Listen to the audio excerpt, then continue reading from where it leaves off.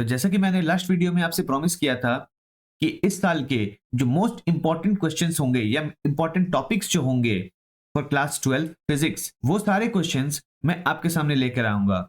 ये सारे क्वेश्चंस बहुत ही इंपॉर्टेंट है, इसको बिना किए, बिना प्रैक्टिस किए, बिना पढ़े आप एग्जाम लिखने मत जाना। Alright, let's begin. तो हम लोग सेमीकंडक्टर इलेक्ट्रॉनिक्स से स्टार्ट करेंगे सबसे पहले। Okay, so the first question goes energy bands in conductor, semiconductors and insulators, इसके बारे में पढ़ लेना। इंट्रिंसिक एंड एक्सट्रिंसिक सेमीकंडक्टर्स, और इसमें पी टाइप और एन टाइप सेमीकंडक्टर क्या होता है उसको भी देख लेना। Next, explain the formation of PN junction semiconductor diode. तो पीएन जंक्शन डायोड के बारे में, पीएन जंक्शन के बारे में जितना भी टॉपिक्स छोटा छोटा है, पोटेंशियल बैरियर किसको कहते हैं, डिफ्यूजन करंट किसको कहते हैं, ड्रिफ्ट करंट किसको कहते हैं, और भी जो भी छोटा छोटा टॉपिक्स है इससे रिलेटेड, उसको जरूर से कर लेना, क्योंकि इस बार के लिए ये वाला क्वेश्चन 200% आएगा ही आएगा। ठीक है, ये वाला क्वेश्चन 200% आएगा। Alright, next, explain the construction and working of half wave and full wave rectifier circuit with circuit diagram. तो हाफ वेव या फिर फुल वेव, फिर से मैं बोल रहा हूं, ये दोनों क्वेश्चन में से एक क्वेश्चन कंफर्म है, एकदम आएगा ही आएगा, और ये दोनों क्वेश्चन भी इंपॉर्टेंट है। तो ये चारों क्वेश्चंस को अच्छे से कर लेना। लास्ट ईयर मैंने आईवी कैरेक्टरिस्टिक्स के बारे में बताया था, वो भी आया था लास्ट ईयर। तो इस साल आईवी कैरेक्टरिस्टिक्स बहुत ज्यादा इंपॉर्टेंट ना होके ये दोनों क्वेश्चंस, इनफैक्ट ये चारों क्वेश्चंस इंपॉर्टेंट है। Next chapters, atoms and nuclei, explain Rutherford model of atom, Bohr model of hydrogen atom, इससे रिलेटेड जो भी है nth ऑर्बिट वाला, वो सारा क्वेश्चंस कर लेना। ठीक है, find shortest and longest wavelength of Lyman, Balmer and Paschen series, ये जितना भी है ये सबको बढ़िया से कर लेना। Define mass defect and binding energy per unit nucleon and it's variation with mass number. Explain nuclear fission and fusion, ये फिर से आएगा, लास्ट ईयर भी आया था, ये फिर से इंपॉर्टेंट है। Alright, next chapter, dual nature of radiation and matter, Einstein photoelectric effect और इक्वेशन, देख लेना इसको। नेक्स्ट क्वेश्चन, इसको भी देख लेना, laws of photoelectric effect. Photoelectric इस बार इंपॉर्टेंट है, क्योंकि ये डी ब्रॉगली वेव रिलेशन, ये अच्छे से कर लेना। Next, wave optics, wave optics में हाइजेंस प्रिंसिपल रहेगा ही। हाँ, necessary condition for constructive and destructive interference important है इस बार के लिए।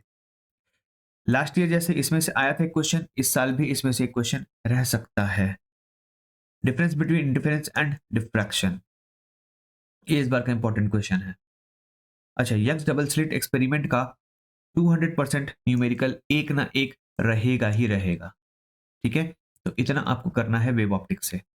Next, ray optics and optical instruments. तो रे ऑप्टिक्स का दिस टाइम ये वाला question, again I am talking about it, कि हाँ ये 200% रहेगा ही रहेगा। ठीक है, थिन लेंस फॉर्मूला इसी से रिलेटेड है, तो पूरा एक्सप्रेशन जो है, पूरा इसका जो डेरिवेशन है वहां तक पूरा करके आना, एग्जाम में भी पूरा लिख के आना। अगर लेंस मेकर्स फॉर्मूला भी बोले तो उसमें भी थिन लेंस फॉर्मूला को भी लिख के आना, लास्ट लाइन एक लाइन ऐड करने से ये पूरा कंप्लीट हो जाता है। ठीक है, derive the expression for refraction through spherical surface. इसमें रिफ्रैक्शन थ्रू स्फेरिकल सरफेस जो है ना, इसमें बहुत सारे छोटे छोटे केसेस है, उन सारे केसेस को देख लेना। स्कूल्स में या फिर आप जहां भी पढ़ते होगे वहां पे एक ही केस को डिस्कस किया जाता है, वो एक केस को सिर्फ मत करना।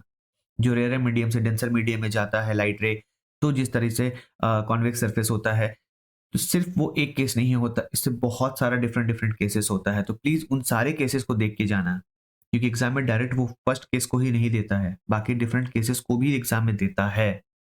ठीक है, तो उसको बढ़िया से रे डायग्राम के साथ इसको पढ़ना। रिफ्रैक्टिव इंडेक्स ऑफ प्रिज्म, इसको भी देख लेना। Okay, total internal reflection and optical fibres, ये शॉर्ट क्वेश्चंस पे क्वेश्चन पूछ सकता है। Derive the expression for magnifying power of simple microscope, simple microscope, compound microscope and telescope, ये तीनों क्वेश्चन हर बार इंपॉर्टेंट होता है। इन तीनों में से एक क्वेश्चन 200% श्योर आएगा ही। लास्ट ईयर इसका डेरिवेशन पूछा था, तो इसका डेरिवेशन की जगह पे इस बार न्यूमेरिकल इससे रिलेटेड पूछेगा। और जो डेरिवेशन है, ये 7th नंबर मैं मार्क कर दे रहा हूं, 7th नंबर जो एस्ट्रोनॉमिकल टेलीस्कोप है, इसका डेरिवेशन इस बार पूछेगा। Alright, next alternating current and electromagnetic waves. Alternating current में एवरेज पावर इन एसी, ठीक है। अच्छा, ये IRMS और VRMS दोनों में से एक, इसको प्रूव करने के लिए पूछा जा सकता है, दिया जा सकता है। व्हाट इज पावर फैक्टर, इसका एक्सप्रेशन को भी देख लेना, ठीक है। Expression for average value of AC in full cycle and half cycle, ये छोटा सा क्वेश्चन है बट यस, इसको भी कर लेना। हाँ, AC जनरेटर, इसको भी देख लेना, लास्ट ईयर भी आया था। ट्रांसफॉर्मर इस बार आएगा, ठीक है। नेक्स्ट जो है आपका इलेक्ट्रोमैग्नेटिक वेव से है, EM वेव से है, कैरेक्टरिस्टिक्स एंड ट्रांसवर्स नेचर इसका जो है उसको वो पूछेगा, ठीक है। ओके, इलेक्ट्रोमैग्नेटिक स्पेक्ट्रम, स्पेक्ट्रम से रिलेटेड ये जो आपके पास है, इन सारे का इसका रेंज होता है, फ्रीक्वेंसी एंड वेवलेंथ का, वो भी बढ़िया से इसको देख लेना। Alright, next EMI and magnetism, self induction, induction of a long solenoid, 200% question, sure short question ये वाला आएगा इस बार, ठीक है। Next Faraday's law and Lenz law, ये दोनों भी इस बार आएगा ही आएगा। ओके, नेक्स्ट अगर हम मैग्नेटिज्म एंड मैटर वाला बात करें तो diamagnetic, ferromagnetic and paramagnetic materials के बारे में सिर्फ एक बार पढ़ लेना, इसका प्रॉपर्टीज क्या है वो पढ़ लेना, इससे रिलेटेड क्वेश्चन रहेगा। लास्ट टाइम फेरोमैग्नेटिक से आया था, इस बार डाया से आ सकता है और पैरामैग्नेटिक से आ सकता है, ठीक है। मूविंग चार्जेस एंड मैग्नेटिज्म, इसमें expression of magnetic field at the centre of current carrying coil using Biot-Savart law, Biot-Savart law देख लेना। एक्सिस और centre of current carrying loop, इसके वजह से जो मैग्नेटिक फील्ड निकलता है वो देख लेना। Infinitely long straight wire using ampere circuital law, ampere circuital law important है इस बार के लिए। हाँ, ये वाला भी इंपॉर्टेंट है, ठीक है, देख लेना।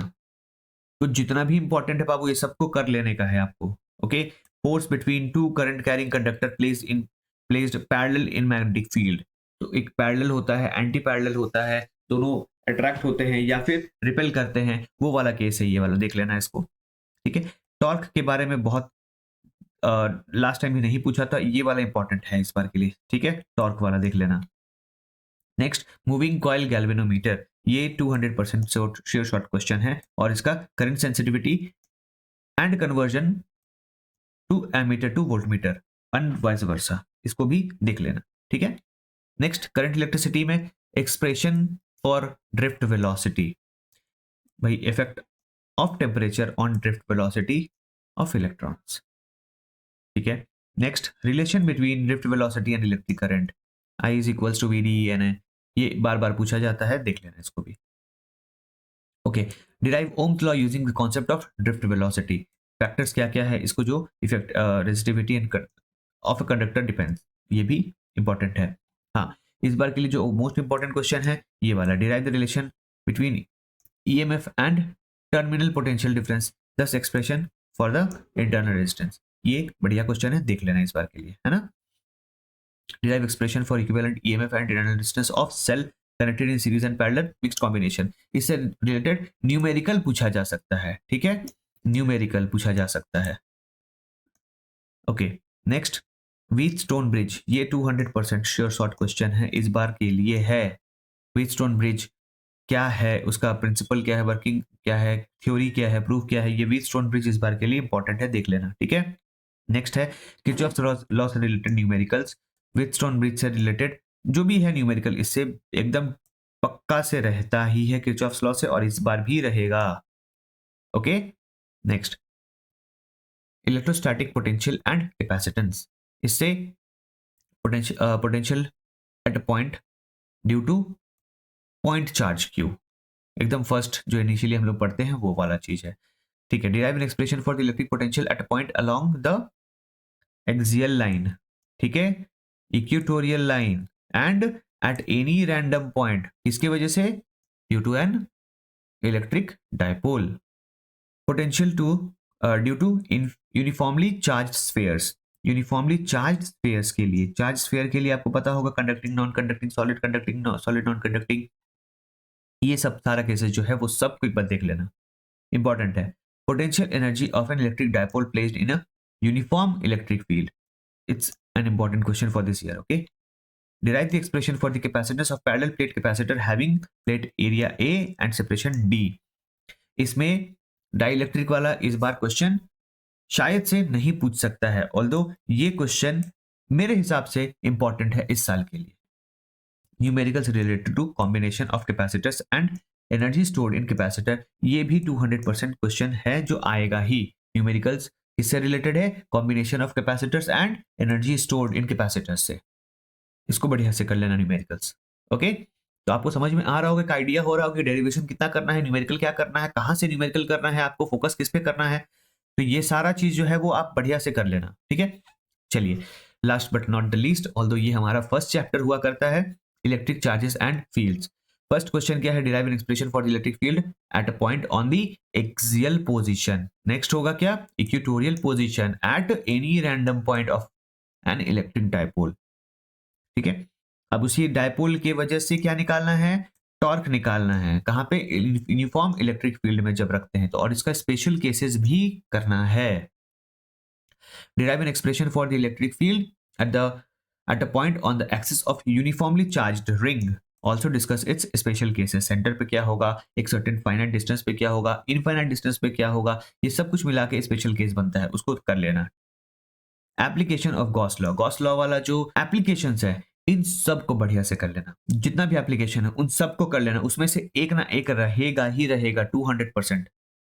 Okay, next, derive an expression for electric field at the centre of uniformly charged arc. तो यूनिफॉर्मली चार्ज्ड आर्क की वजह से इसके सेंटर पे क्या होगा, इलेक्ट्रिक फील्ड, वो आप देख सकते हो. कैसे फाइंड करेंगे, ये सारा ये डेरिवेशन मैंने अपलोड करा हुआ है. ठीक है, ये फर्स्ट चैप्टर का, सेकंड चैप्टर का हाफ ऑलमोस्ट है, बाकी धीरे धीरे और भी अपलोड होता रहेगा. Expression for electric field due to an infinitely long straight conductor uniformly charged, इसको भी कर लेना. तो बढ़िया से पढ़ाई करते रहिए. Wish you all the very best for your exams.